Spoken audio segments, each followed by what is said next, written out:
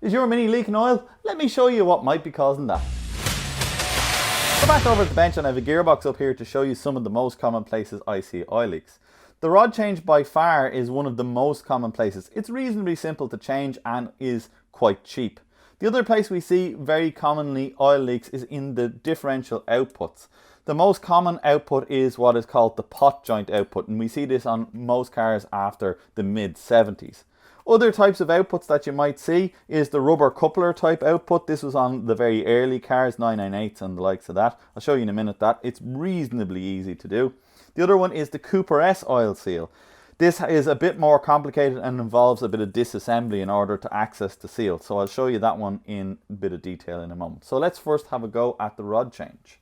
Okay, rod change oil seal. So a nice sharp screwdriver and jam it down the inside. It doesn't matter, you're getting rid of the seal. Just don't put it between the gearbox and the seal, as you can put a nick in the casing and that will do the casing damage, and it's another pathway for leaking. So down the inside of the seal and push in nice and hard and pull that seal out.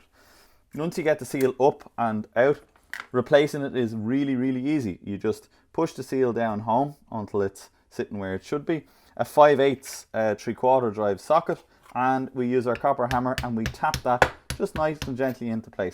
What are you looking for? You're looking for the seal to be level all the way around with the surface. This one could probably do with another little tap. And there we go. Nice equal distance all the way around. Seal replaced.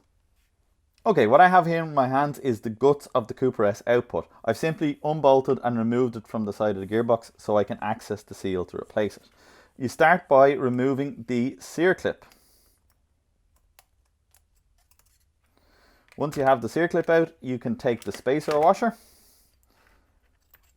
Take the spacer washer out and then the shaft pushes out from one side.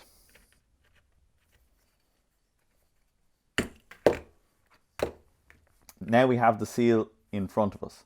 We pry the seal out using a screwdriver or some sort of a little pry bar, and then we can replace the seal. One thing to note, this is from a customer car that just came into me and it has the wrong seal fitted, most likely while it's leaking. The proper seal for the Cooper S output is actually the flat face seal, as you can see here. This one has a raised edge and is for a different diameter output shaft. That's the raised edge one, which is for use on the pot joint and is also usable on the rubber joint. Before you put the new seal in, it's worthwhile checking this bushing to see if there's any play in it. If you notice here on this one, if I put this shaft in, you can see there is significant play, side to side movement as I wobble it with my hand. That bushing needs to be replaced before we put a new seal in. If you keep working with that bushing, the seal won't last any time at all before it starts to leak again. What I have here is the rubber coupler joint. This is held on with a nut and washer with a split pin going through it. Once you access the drive shaft, you will take out the two U-bolts this side and you will see this nut and split pin. You take the split pin out and you back the nut off. Once you have that off, it will allow you then to slide this joint out of the side of the gearbox. There'll be no need to remove this joint, I just have it off to show you for demonstration purposes. You'll notice on this one, this is one I've just rebuilt for a customer, and you'll notice that there is no play at all in this joint when it's in. It's absolutely tight as tuppence. One of the things you'll see is I've used the raised edge seal and that works perfectly with this rubber type coupler. Replacing the seal is exactly the same as with the Cooper S, just using a good strong hefty screwdriver, pry out the old seal, tap back in the new seal, using a socket that's suitable for the outside diameter of the seal. Just make sure your socket doesn't touch this dirt guard ring on the outside of the seal. Assembly, of course, is the exact same thing. Just quite simply put it back in, put your washer in over the end of the spigot that's sticking out and tighten your nut down, put your split pin back in. In order to replace the seal on the pot joint output, we need a special tool. This is a special tool you can buy, but I'm just going to show you how to really simply fabricate your own. Okay, what I'm going to show you how to do here is to make a pot joint removal tool. It's a reasonably simple tool to make, and anyone with pretty much basic hand tools, a hacksaw, a rule and a scribe will be able to make this. What we need to do is we need to make a tool that is going to be driven in between the pot joint outer surface and the diff casing outer surface. When we drive the bit of steel in there, it wedges the pot joint out and it'll pop off the end of the shaft.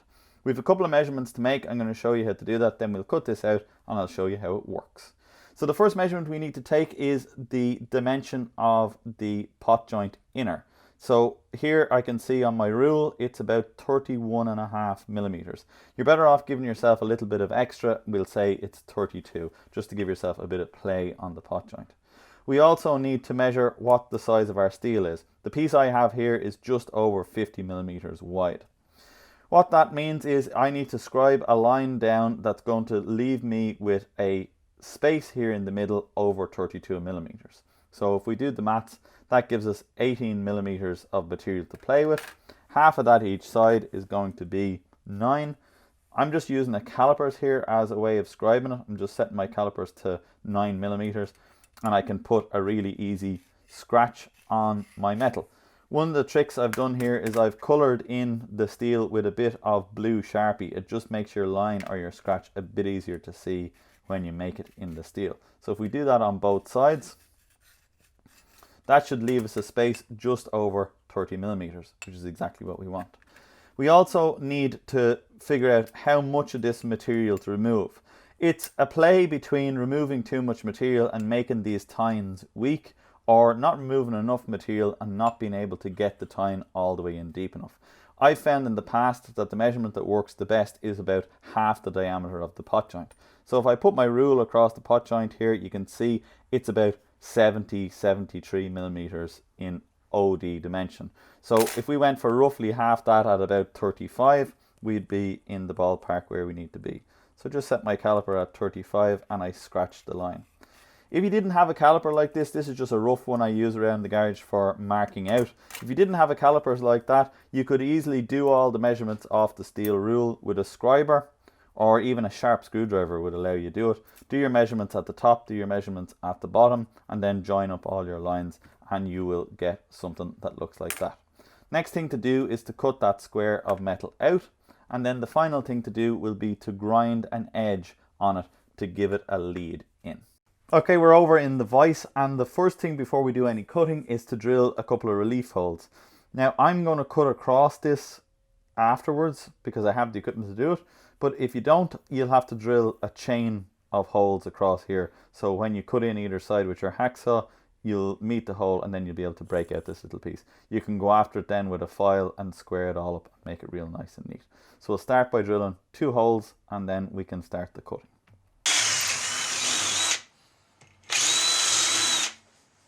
We have a problem. No blade on the hacksaw. We'll think of something else.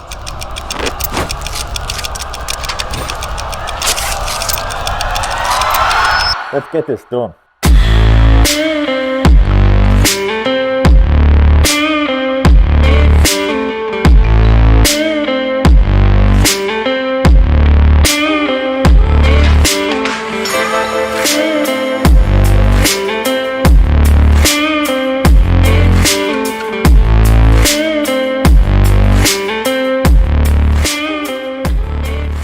There's the finished article, guys.